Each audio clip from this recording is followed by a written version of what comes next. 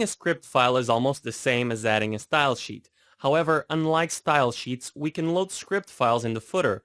If we take a look at our template, we have 2 files being loaded in the header and a few other scripts being loaded into the footer. Just like adding files inside the head tag, we also have to call a function from the footer to instruct WordPress where to load the files in the footer. At the very bottom of our template, right before the closing body tag, call the WP Footer function. This function allows our theme and other plugins to load their files into the footer. Alright, now that we have that set up, let's go to our onQueue function and start adding our scripts. Just like style sheets, we have to register our scripts.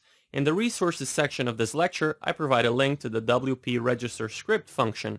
Let's take a look at what WordPress has to say about this function. As you can see, only the first 2 parameters are required, and they're basically similar to the WP Register Style function. In the index template, we include a script called FastClick. Let's add this script to our head through our onQueue function. So let's call the WP Register Script function and pass in a handle name. The handle name will be ju_fastclick. The second parameter is the source. Just like last time, we'll be using the WP template directory URI function.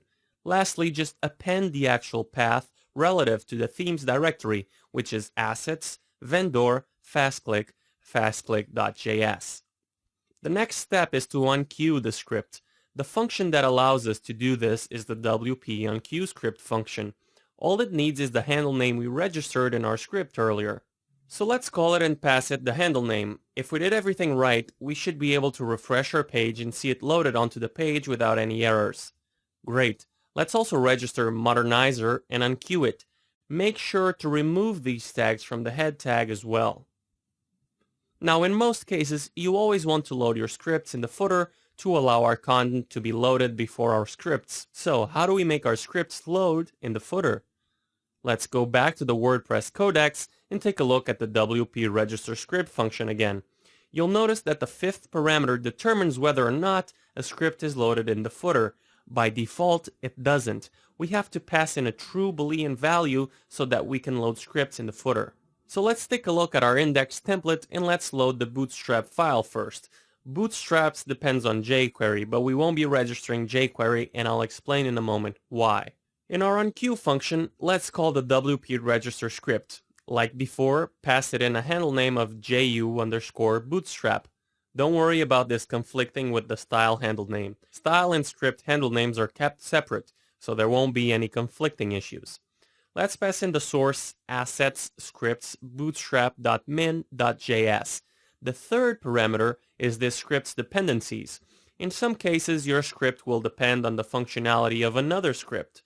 You have to pass in an array of handle names for WordPress to make sure those scripts are loaded first before this one.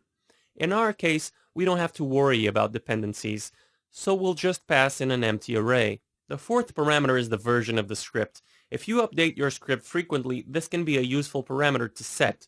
This is because a lot of WordPress sites have cache enabled. By updating the version, you'll force WordPress to load the latest version of this script. I'm going to set this to false, as I don't really need to worry about versioning for this script. The whole point of this part of the lecture is to load the script in the footer, which is the 5th and final parameter. All you have to do is pass in true. That's it. Let's onQueue Bootstrap and see if it loads on our page. WordPress also loads its top nav bar for users who are logged in. After confirming that it loads, why don't you pause the video and load the rest of our scripts? Alright, so I basically just registered and onQueued the rest of our scripts. You'll notice that I also removed their inclusions from the footer. If I refresh our page, you'll see that everything is loaded correctly except for one thing, jQuery. We also get a couple of errors in our console saying that jQuery isn't loaded or defined. In our onQueue file, I didn't bother registering or even onQueuing it, but why? Let's go to the WordPress codex and take a look at the WP Register script function. In the contents sidebar, I want you to click number 6, handles and their script paths registered by WordPress. You'll be taken to a part of the page that tells you that WordPress already registers jQuery. WordPress actually registers a large number of scripts. A lot of them are commonly used by WordPress developers, libraries like jQuery UI and underscore. If we scroll down long enough, you'll find jQuery. So all we have to do is unqueue this script before unqueuing anything else. Let's do this now.